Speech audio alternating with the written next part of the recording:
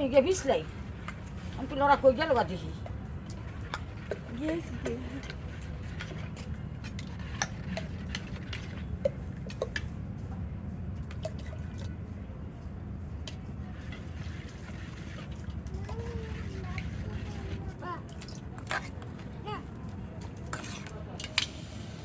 তুমি এটা অর্ধেক খাইয়ে হেন কি করো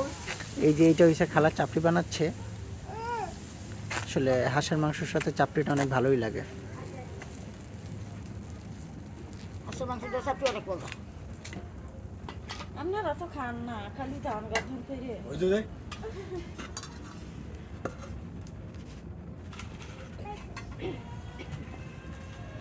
এই যে আমাদের পাশে আরেকটা হাঁসের মাংসর ব্যবসায়ী আছে কালকে নাকি ওনার 2 প্লেট বিক্রি হয়েছে উনি মিছা কথা কইছে এটা জীবনেও বিশ্বাস করে না আমার খালাও বিশ্বাস করে নাই মামা গো আমার চিকেন করো গো মামা গো